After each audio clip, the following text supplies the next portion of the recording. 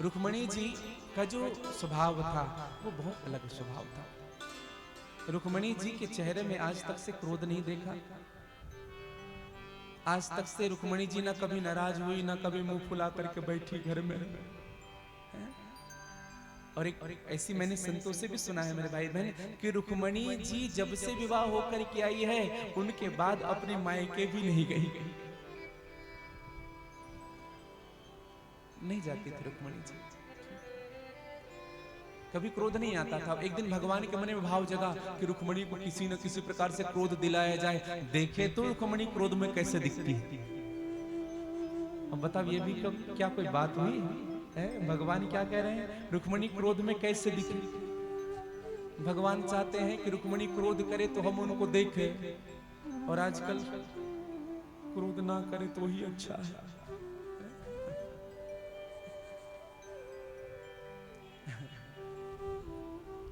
एक पति ने पत्नी से कहा, अजी सुनती हो? बस इतना ही कहा, अजी सुनती हो? उनकी पत्नी आई और कहने लगी, अच्छा हम सुनते नहीं, हम तो बहरी हैं। सुनते तुम्हारे माता पिता हैं, वो तुम्हारी माँ सुनती है, सुबह से मुझे सुनाती रहती है। हमारे तो पूरे खानदान बहरे हैं। अब बताओ क्या बात हुई, छोटी सी बात हुई, सुनती हो? है? तो कुछ लोग ऐसी प्रवृत्ति की भी नारियां होती है। लेकिन मेरी माँ रुक्मणी का स्वभाव अलग है। एक दिन भगवान ने मन में विचार किया रुक्मणी को क्रोध दिलाया जाए, और भगवान ने लीला क्या रची। एक दिन जब भगवान बाहर से जब घूम करके आए तो मैया रुक्मणी आरती का थाल लेकर के खड़ी हुई थी। प्रतिदिन भगवान रुक्मणी को देख करके मुस्कुराते थे, आज नहीं मुस्कुरा रहे हैं। आज मानो भगवान ने मुंह फुला लिया। मां रुक्मणी ने कहा, प्रभु क्या हुआ? भगवान ने कहा, छोड़ो, चलो हटो यहां से। अब तो रुक्मणी का और दिमाग खराब। पीछे पीछे भगवान के चले गए, बेडरूम में गए, भगवान बैठे हुए थे, चरणों पर बैठ गए। रुक्मणी मैया, प्रभु हमसे कोई भूल हो गई, हम सुधार करेंगे प्रभु, हमसे नाराज मत हो। देखो भैया, हम जिनसे प्रेम करते हैं, सच्चा प्रेम अगर हम करते हैं, तो अगर प्रियतम अगर एक क्षण के लिए भी अगर नाराज हो गया हो, तो फिर प्रेमी को सहन नहीं होता है एक क्षण के लिए भी। मां रुक्मणी ने बार बार कहा, प्रभु कोई भूल हो गई, कोई भूल हो गई, कोई भूल हो गई। अब भगवान का बोलना शुरू। रुक्मणी एक भूल की बात करती है, 10 भूल करती है और हमसे पूछती भूल हो गई। सबसे पहली भूल तुम्हारी यह हुई कि तुमने हमसे शादी की। अच्छा, भगवान बोलते थे, रुक्मणी जी को देखते थे, इनको क्रोध आ रहा है कि नहीं, लेकिन मैया रुक्मणी देख करके मुस्कुराती थी। भगवान की बात को सुन सुन करके हंसती थी। भगवान कहते थे, तुमने हमसे शादी की, यह सबसे पहली भूल हुई। हम कहां योग्य थे? तुम्हारा हमारा मेल हो ही नहीं सकता रुक्मणी, पहली बात। दूसरी बात क्या कही, अब मैं समझ गया तुमने मेरे साथ शादी क्यों की। इसलिए शादी की कि मैं बहुत पराक्रमी हूं, बहुत बलशाली हूं। यहां पे भी गड़बड़ है रुक्मणी। सबके डर के मारे समुद्र के बीच में घर बना करके रह रहा हूं, कोई आ मत जाए। सबके डर के मारे बीच में बसा है द्वारिका। यहां पे भी गड़बड़ है। बोलते थे, रुक्मणी जी को देखते थे, अब क्रोध करेंगे तब क्रोध करेंगे, लेकिन मैया हंस रही है देख करके। भगवान ने तीसरी बात कही, अब मैं समझ गया, तुम ये सोच करके विवाह किए कि इनके माता पिता अच्छे खानदान के होंगे, अच्छे कुल के होंगे।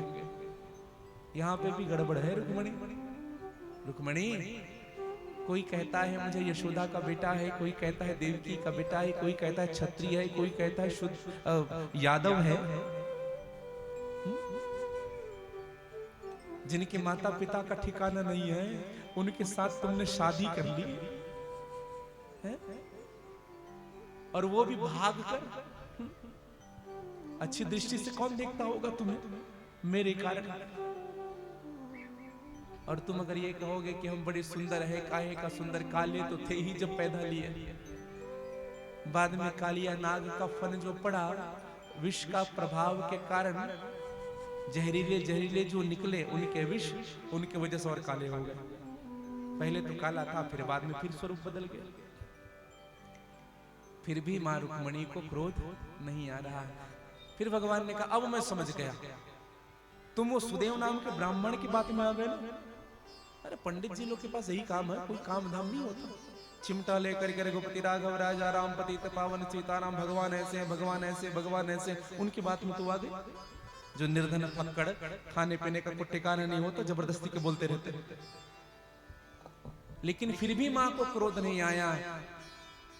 लेकिन भगवान ने ना एक अटपटी बात कह दी मां रुक्मणी से। क्या कहा? रुक्मणी अभी भी कुछ नहीं बिगड़ा है, अगर तू चाहेगी तो मैंने सुना है कि शिशुपाल अभी तक कमारा है। अभी तक शिशुपाल ने शादी नहीं की, सदमे में है शिशुपाल। अगर तू कहेगी तो तुम्हारी शादी में शिशुपाल के साथ करा दूं। अच्छा कब बोल रहे हैं भगवान? जब 5 बच्चे आ गए हैं तब बोल रहे हैं तुम्हारी शादी शिशुपाल के साथ करा दूं। आज की पत्नी होती ना ठिकाने लगा देती सुनते ही। शर्म नहीं आती बात करते हो? हमारी शादी दूसरे के साथ, चुपचाप 2 टाइम का भोजन मिलता है, खाओ और पड़े रहो, इधर उधर की बात खूब करते हो। लेकिन मां को क्रोध नहीं आया तो रुक्मणी मैया मूर्छित होकर के नीचे गिर गई। भगवान को बड़ा बुरा लगा। भगवान ने कहा ये क्या मैंने कह दिया? चतुर्भुजी भगवान ने स्वरूप धारण किए, 2 हाथों से रुक्मणी को संभाला, 2 हाथों से कहीं पानी छिड़कते हैं, पंखा झलने लगे। भगवान अरे उठ जा भाग्यवान, लोग क्या कहेंगे? किसी को पता चल जाएगा तो मुझे ही दोष लगाएंगे। उल्टी सीधी बात कर रहा है अपनी पत्नी के साथ। मां रुक्मणी की आंख खुली और मां रुक्मणी ने जो उत्तर दिया मेरे भाई बहन वह सुनने योग्य है। ध्यान से सुनिएगा। मां रुक्मणी ने कहा क्या भगवान से? मां रुक्मणी कहती है कि माधव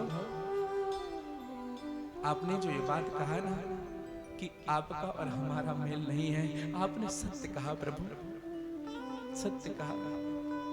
कहा मैं प्रकृति में अधम नारी और कहा आप पुराण पुरुषोत्तम। मैं कहा एक नारी, वो भी अधम नारी, और आप तो जगत के ईश्वर है प्रभु। मेरा मेल आपके साथ कहां हो सकता था? दूसरी बात आपने कही सबके डर के मारे मैं समुद्र के मध्य में घर बना करके रह रहा हूं प्रभु। जिनके हृदय में काम क्रोध मद लोभ अहंकार तृष्णा द्वेष भरे हो ना, वह आपके आत्मा रूपी समुद्र को पार नहीं कर सकते, वह आप तक पहुंच ही नहीं सकते। जो योग्य होते हैं वही आप तक पहुंच सकते हैं। तीसरी बात आपने कही प्रभु कि मैं सुंदर नहीं हूं। प्रभु एक बात बोलूं आपको, आप ना लाला हो तो ये हाल है, अगर लाली होते तो ना जाने क्या होता। आप लड़के हो तो इतने सुंदर हो, अगर लड़की होती तो ना जाने।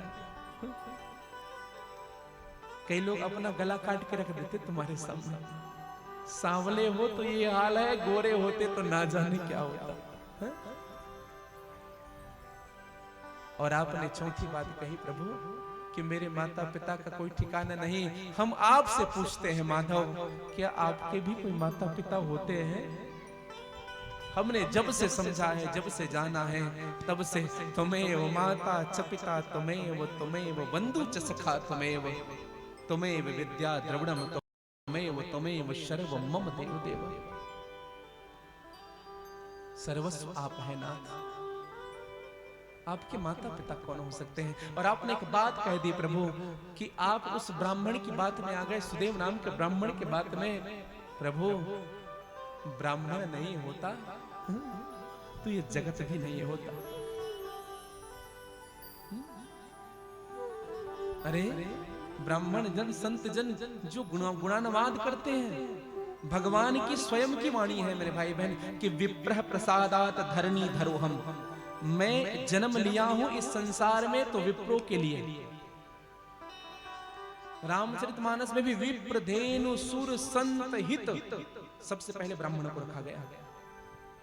भूसुर पृथ्वी के देवता अगर है तो वो ब्राह्मण है मेरे भाई। तो विप्रह प्रसादात धरणी धरोहम, विप्रह प्रसादात कमला वरोहम। कमला अर्थात लक्ष्मी ने मुझे वर के रूप में स्वीकार किया, इसी ब्राह्मणों के आशीर्वाद के कारण, इसी सुदेव नाम के ब्राह्मण के कारण।